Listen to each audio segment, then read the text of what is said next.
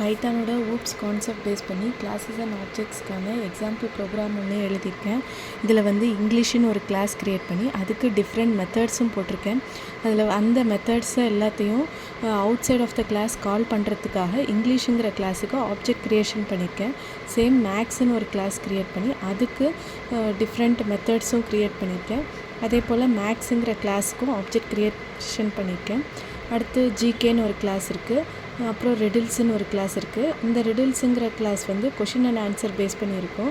User வந்து ஒரு டிஃப்ரெண்ட்டான ஆன்சர்ஸ் கொடுப்பாங்க அப்படின்னா ஒரு சேம் ஆன்சருக்கு காம்பினேஷனில் நான் வந்து ஆன்சர் போட்டிருக்கேன். கரெக்ட் ஆன்சராக இருந்தால் ஸ்கோர் வந்து ஒரு மார்க் வரும், இல்லைன்னா ராங் ஆன்சர்னு டிஸ்பிளே ஆகும். ஃபைனலாக அது டோட்டல் ஸ்கோர் எவ்வளோ, அப்புறம் அந்த ஸ்கோருக்கு ஏற்ற மெசேஜஸும் டிஸ்பிளே ஆகும். இந்த எல்லா கிளாஸஸையும் கால் பண்ணுறதுக்காக ஒரு ஃபங்க்ஷன் க்ரியேட் பண்ணியிருக்கேன். அதை கால்னு ஒரு ஃபங்க்ஷன் க்ரியேட் பண்ணி அந்த கால் ஃபங்க்ஷனுக்குள்ளே எல்லா ஆப்ஜெக்ட்ஸையும் கால் பண்ணியிருக்கேன். அடுத்து ஃபங்க்ஷன் காலும் பண்ணியிருக்கேன். இந்த ப்ரோக்ராம் வந்து இன்னொரு டைம் ரிப்பீட் ஆகணுமா வேண்டாமாங்கிறதுக்காக ஒயில் கண்டிஷனும் போட்டு ப்ரோக்ராமை இப்போ நான் ரன் பண்ணுறேன். என்டர் யுவர் நேம்னு கேட்குது. நான் ஹலோன்னு ஜஸ்ட் ரேண்டமாக ஒரு நேம் கொடுக்குறேன். அடுத்து சப்ஜெக்ட் கேட்குது, என்ன சப்ஜெக்ட் வேணும்னு 4 சப்ஜெக்ட்ஸ் கொடுத்துருக்கேன். நம்மளோட ஆப்ஷனுக்கு நான் ஃபோர்த் ஆப்ஷன் கிளிக் பண்ணியிருக்கேன். அது வந்து ரிடில்ஸ்னு இருக்குது. ரிடில்ஸுங்கிறது வந்து கொஷின் அண்ட் ஆன்சர் பேஸ் பண்ண டாபிக். இது கரெக்ட் ஆன்சர் கொடுத்தா கரெக்டான ஆன்சர் வரும், ராங் ஆன்சர்னு கொடுத்தா ராங் ஆன்சர் ஆகிடும். கரெக்ட் ஆன்சர் பண்ணும்போது +1 மார்க் ஆட் ஆகிட்டே வரும். இப்போ ராங் ஆன்சர் கொடுக்கும்போது பாயிண்ட்ஸ் எதுவுமே ஆட் ஆகாது.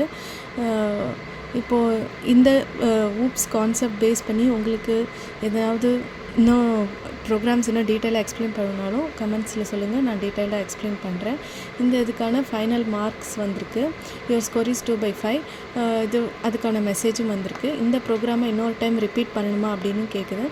எஸ்ன்னு கொடுக்குறேன். இப்போ வந்து நான் என்னோடய ஆப்ஷன் மறுபடியும் சப்ஜெக்ட்டு நான் வந்து செலக்ட் பண்ணுறேன். இங்கிலீஷா, மேக்ஸா, ஜிகேவா, ரிடில்ஸான்ட்டு. நான் வந்து இப்போது ஜிகேன்னு தேர்ட் ஆப்ஷன் கிளிக் பண்ணியிருக்கேன். அதில் வந்து 2 டாபிக் இருக்குது. கரண்ட் ஏஜ் கால்குலேட் பண்ணுறதும் ஓட்டிங் ஏஜும். நம்ம வந்து இந்த ஃபார்மேட்டில் கொடுத்துருக்க ஃபார்மேட் படி நம்ம டேட் கொடுத்தோன்னா அது வந்து கால்குலேட் பண்ணி நமக்கு கரண்ட் ஏஜ் கொடுக்கும்.